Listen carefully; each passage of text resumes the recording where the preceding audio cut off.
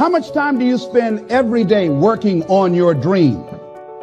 In the last 90 days, how many books have you read? In the last year, what new skill or knowledge have you acquired? What kind of investment have you made in you? You don't want it badder than you want to party. You don't want it as much as you want to be cool. Most of you don't want success as much as you want to sleep. Some of you love sleep more than you love success. And I'm here to tell you today, if you're going to be successful, you've got to be willing to give up sleep. Every day. This isn't a part-time gig. This isn't punch the clock and go home for the day. You don't get weekends off. No. Here, there's no such thing as a weekend. This is an everyday gig. Every day is a Monday. You're either committed or you aren't. You're either willing to do everything it takes, whatever that might be, or you aren't. You either are willing to go through hell and high water and fire and brimstone to get to your goals, or you aren't. This is the time for you to go into warrior mode. The dreams that you have are not going to fall into your lap. We all want that. We all want the easy route. We all want it to happen fast. But the truth is that you've got to be willing to fight for what you want.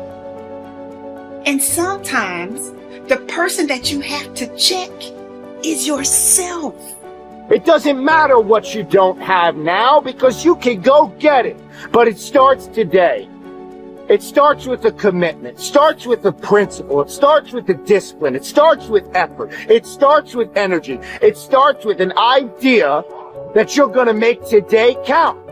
Develop yourself, weaponize yourself, teach yourself to be so good at something that is necessary to serve in the area of your dream that now you're never even thinking about your comfort zone. Whatever you resist persists, but if you ask the right question, not why is this happening, but what is this here to teach me? What is this here to teach me? It puts you in the place and space to get the lesson you need. The things that you went through getting there give you the tenacity to stay there. The fight is your friend. To work on yourself daily. Work on the way you look at the world around you. Look at solutions rather than focusing on all the problems. Don't listen to its lies about what might happen if you try that new thing, and just try it. You do this and you are constantly getting stronger than that enemy within. And I may make a mistake, but I own it radically, emphatically. I don't play the blame game. If I was wrong, I claim it and I move forward. The starting point of goal setting is for you to realize that you have virtually unlimited potential to be, have, or do anything you really want in life, if you simply want it badly enough and are willing to work long enough and hard enough to achieve it. The second part of goal setting is for you to accept complete responsibility for your life and for everything that happens to you, with no blaming and no excuses. With these two concepts clearly in mind, that you have unlimited potential and that you are completely responsible, you are now ready to move to the next step, which is to begin designing your ideal future. You are responsible for financial strategy, for deciding exactly how much of your services you want to sell, how much you want to earn, how rapidly you want to earn your income year by year, how much you want to save and invest, and how much you want to be worth when you retire. These numbers are entirely up to you. You are responsible. You are responsible for your people's strategy and your relationships, both at home and at work. One piece of advice I give my students is to choose your boss with care. Your choice of a boss is going to have a major impact on how much you earn, how fast you get ahead, and how happy you will be at your job. By the same token, your choice of a mate and friends will have as much or more to do with your success and happiness than any other decisions you make. If you are not happy with any of your current choices, it is up to you to begin taking steps to improve or change them. Finally, as president, you are in complete charge of personal research and development, personal training and learning. It is up to you to determine the talents, skills, abilities, and core competencies you will need to earn the kind of money you want to earn in the months and years ahead. It is then your responsibility to make the investment and take the time to learn and develop these skills. No one is going to do it for you. The unavoidable truth is that no one really cares as much as you do. From this point forward, see and think about yourself as the master of your own fate. See yourself as completely in charge of your own life. See yourself as the president of your own personal services corporation. See yourself as a powerful person, completely self-determined and self-directed.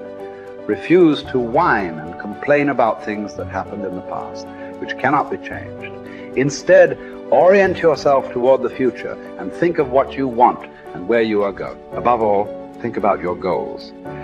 The very act of thinking about your goals makes you positive and purposeful again. And if you decide today to go for the apple instead of the Hershey bar, I'm telling you, you have begun the process of turning your life around. And if you keep up that process, not only with your health habits, but with your money habits and with your communication habits, with your sales habits, management habits, and every other habit that you've got, if you'll start that process, eliminate the errors and replace it with disciplines practiced, I'm telling you, you can start this process of life change immediately. After today, you don't ever have to be the same again. Only by choice. You don't have to walk out of here the same as you walked in today. Only by choice. You can start a whole new process. And you say, well, Mr. Owen, is it that simple? Yes, it's that simple. Where else would you start but with an apple? You don't have to start with something staggering, and everybody has it within their power. What was so happy for me to find out at age 25, Mr. Shove said, Mr. Owen, you don't have to change countries. But you do have to change philosophy. And if you'll change philosophy, not country, you can turn around your income, you can turn around your bank account, you can turn around your skills, you can become capable, powerful, sophisticated, healthy, influential, all the other equities that you could possibly want out of your life, using the only stuff there is and not trying to change any of this stuff. Appreciate all of this stuff with all of its ups and downs, with all of its mystery of why it works and sometimes it doesn't work. Don't challenge this. You don't have to ask for another planet. You don't have to ask for another country. Just ask for another book. Ask for another seminar. Ask for another idea. And you can start this whole process of personal life change. You want to stand out from everyone else. You want to do something more than other people think is possible. You literally want to stand outside the norm. And if that's the case for you, then understand that, as Albert Einstein said, only one who devotes himself to a cause with his whole strength and soul can be a true master. For this reason, mastery demands all of a person. If you want to get great, if you really want to make a skill set your own, if you want to be able to do something, and at the end of the day, if you want to transform the world, if you want to make grand changes, if you want to do all of that all the empty words that people spout all the time, let me tell you, the only thing that's going to separate you from all the other blowhards who are just talking words and will never do anything is to give yourself over completely, to let that obsession, let that thing that you love completely consume you. And in that, your only chance to really become great lies. You know, if you want to have a fully charged life, you have to start looking forward to things again. You have to get excited about tomorrow again. You have to see your life developing again. You have to set yourself on the path where you're step by step progressing every single day, so you know tomorrow's going to be better than it was today. That you know tomorrow you're going to become more of who you know you can become. That you know tomorrow by your simple choices, by your simple sets of disciplines and habits, that you're going to evolve into your highest self. And that is the path of the charged life. This constant engagement with the best within us, of pushing ourselves, but with that purpose and that progress of hoping to become our highest selves. And when you live in that place and you sense that every single day, that's the magic. That's what life should feel like. That's what I think we all deserve. And maybe we ought to start aiming and challenging ourselves just a little bit more to get there.